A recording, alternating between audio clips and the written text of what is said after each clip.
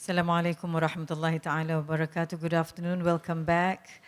This presentation is by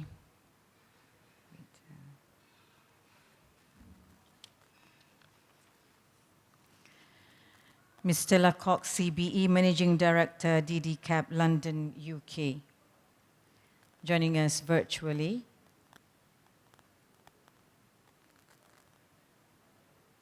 Okay.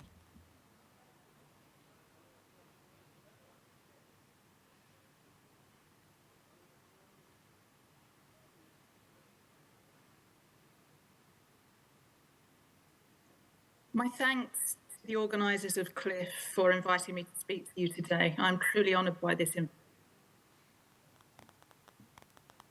invitation.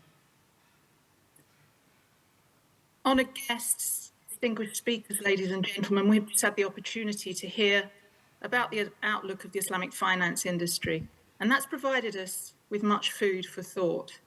In 2021, the global private equity industry had $6.3 trillion of assets under management, with assets expected to almost double by 2026. Harvard Business Review recently wrote of this industry that it had reached such a size that society wouldn't be able to tackle climate change and other major challenges without its active participation and that of its portfolio companies. Further, the review added that unless these global challenges were addressed, the PE industry and their portfolio companies would fail to thrive. Let's compare that to Islamic finance, and as this audience will be aware, the total value of our industry assets has been estimated at more than $3.5 trillion, having achieved double-digit growth in 2021. Looking ahead, the size of our industry is expected only to expand given the accelerating economic recovery, particularly in the GCC region, where there is strong economic support from a significant uplift in commodity prices. This growth potential, alongside the current healthy growth rate, evidences the increasing importance of our industry within its key markets within the GCC, Southeast Asia, and more generally in the OIC, even to the extent that now we can state with confidence that those markets will also be challenged in tackling climate change and other major societal challenges without the active participation of our sector. But fortunately, renewed economic growth also provides an opportunity for us to increase our focus on promoting green and sustainable projects that will serve to facilitate a just transition. However, as the Islamic finance industry heeds the call to action and hopefully embraces the opportunity to increase its focus on green and sustainable initiatives, it must also focus on how those actions are going to be taken.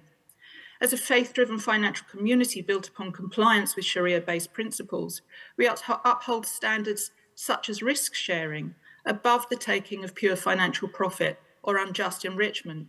And we now need to channel our focus and scrutiny to also uphold the greatest level of transparency and the strictest governance protocols, particularly as we operate in a global financial environment that tends to display increasing evidence of the opposite.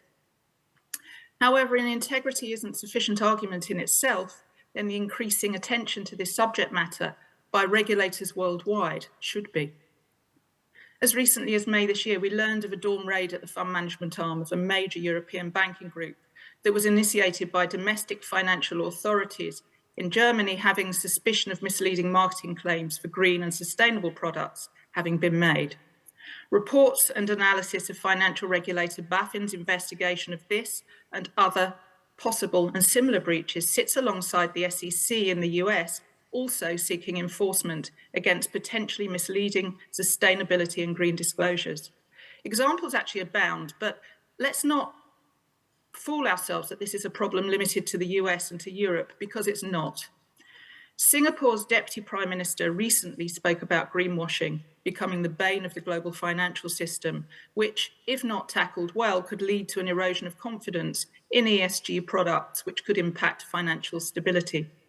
He continued to say that the magnitude of greenwashing is concerning. He cited Morningstar's recent removal of ESG tags from roughly 1 in 5 funds, and that actually equates to over 1,200 funds with $1 trillion in assets under management. Unsurprisingly, regulators are now taking note, and they're not just taking note, they're actually beginning to take action. In March 2022, the Sustainable Finance Disclosure Regulation came into effect in the EU, leading the global security.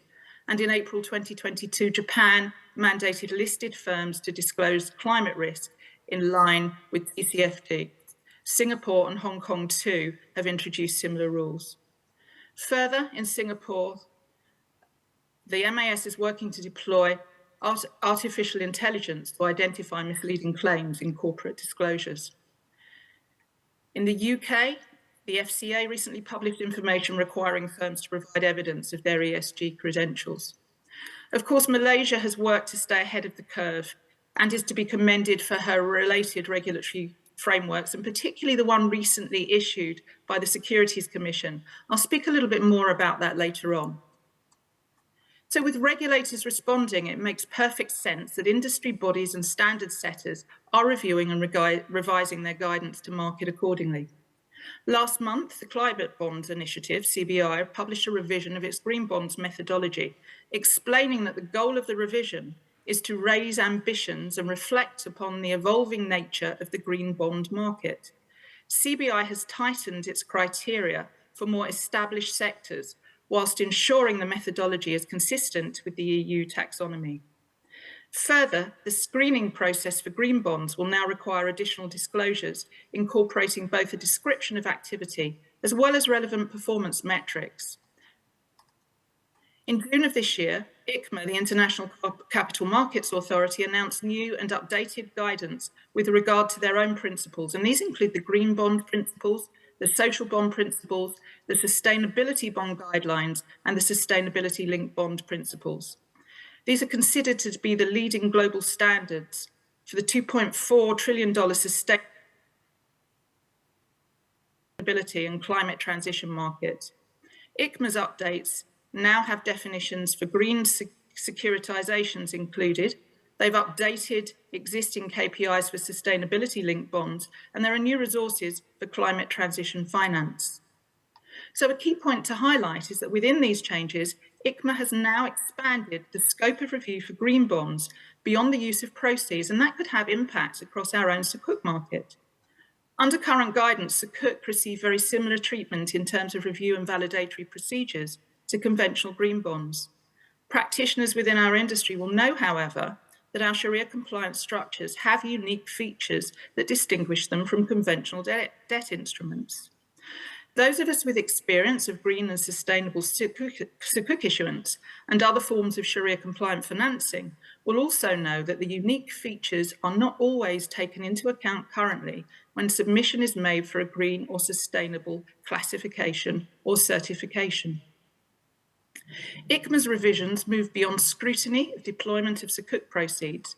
They may now require the review of the underlying assets that support the issuance of the Sukuk instrument itself, including a commodity murabaha tranche. And they have now introduced the ability to restrict the use of non-green assets with instruments that are themselves being issued to raise financing for other green assets, if they are to be certified as being truly green. So this may indeed present additional layers of review for green Sukuk certification too. But we as an industry should welcome this to ensure that what we profile and market as green is in fact green throughout the entirety of the instrument's life cycle. Anything else could be deemed as misleading by global regulators and investors alike, and our interest lies in protecting the integrity of our industry. In fact, many within the conventional green space may not even be aware of the impact that a commodity murabaha tranche can have within the composition of the pool of assets that support a green Sukuk or Sharia compliant financing transaction. So the need for our conscious and diligent scrutiny in reviewing and validating the assets that underlie the instrument to enable its certification as being green takes on a particular and a weighty significance. Reviewing a second party opinion wouldn't necessarily have provided investors with any detailed insight into the assets that actually underlie the Sukuk instrument, as that opinion has until now been generally more focused on the deployment of the proceeds raised by the issuance and green validation of the onward investments. So these latest standards updates by best practice organisations may well serve to better educate investors in understanding the entire life cycle of the transaction or the instrument. We in turn can allow these new guidelines to provide us with the opportunity to accelerate our progress as a responsible financial industry subset, to elevate our contribution to origination of global green assets, and especially to be confident that what is promoted and sold by us as green is most certainly green. Some may suggest that these developments could restrict growth in origination of green sukuk or other Sharia-compliant green financing structures, but any short-term decline would be a consequence of enhanced governance that will bring improvement to the credentials and to the reputation of our Sharia-compliant green instruments, whereupon the upside of that will not only be a rapid return to increasing green issuance, but our potential to increase our issuance of transition and sustainability sukuk in the process. Projects and investment opportunities that aren't fully green now may actually fit criteria for these other descriptors too, and that will serve to support and progress everybody's pathway to green. The notion of transition was fully embraced last year at COP26. Since then, transition-focused financial instruments, including transition sukuk, have been originated to bring non-green projects very much closer to being green. Sustainability sukuk, which combines social and green projects, present a further credible option. And in this area, Malaysia is leading through the framework recently released by the Securities Commission in June 2022 that I referred to earlier. The Sustainable and Responsible Investment-Linked Sukuk framework facilitates fundraising by companies to address sustainability concerns such as climate change or social factors. Under the framework, the proceeds raised can be utilised for general purpose, subject to the issuer committing to future improvements for sustainability outcomes with a predefined timeline. The financial characteristic or structure of the SRI-linked sukuk may be varied based upon the success or performance of the issuer in meeting its KPIs and the sustainability goals.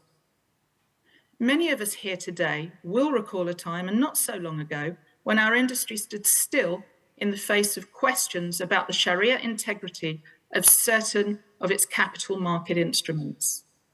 If we do not grasp this opportunity to act now and ensure that we align green sukuk as far as practicable to global standards and best governance practices for green bonds, we risk the same occurrence, but this time with the additional consideration of reverberations that could extend beyond Islamic finance and into the broad green and sustainability sector.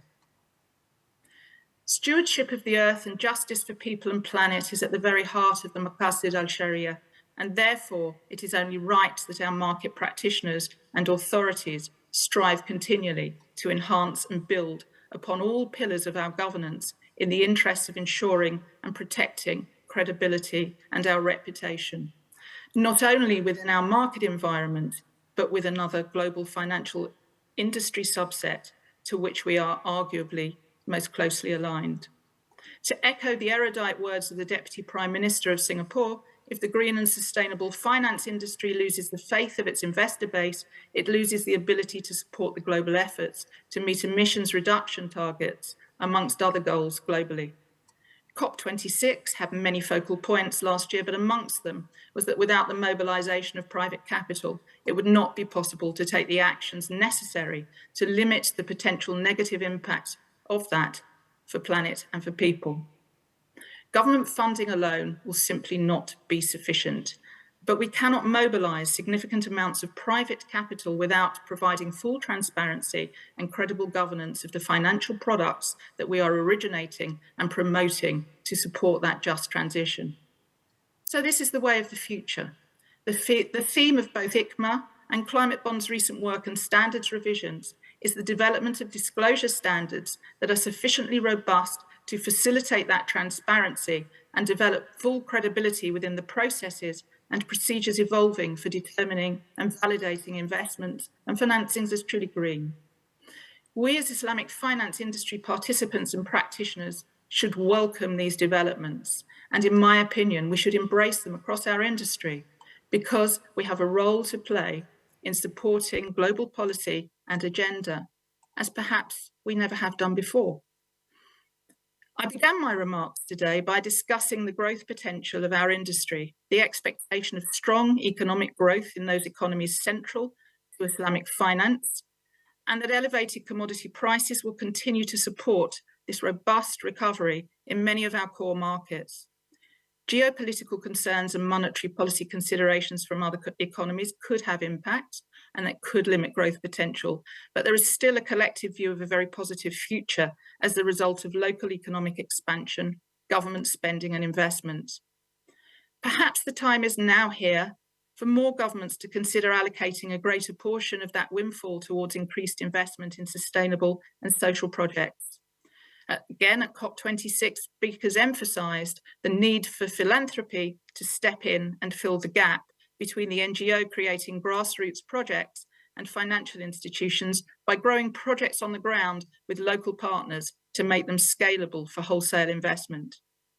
We have a unique opportunity to create a scalable pipeline of Sharia-compliant, OIC-focused green projects to support the issuance of green sukuk, complemented by a philanthropic tradition that could underwrite the financial commitments that are necessary to help bridge the gap. In the interim, transition sukuk and sustainability sukuk can certainly direct sizable capital flows to eligible products and projects. Accordingly, as we continue through this important conference and to the countdown to COP27 in Egypt, let us focus on how we can maximise the opportunity that current market conditions are providing us to realise the potential that Islamic finance has to deliver a just transition through the origination and deployment of transparent and well-governed financial products and solutions. Thank you for listening.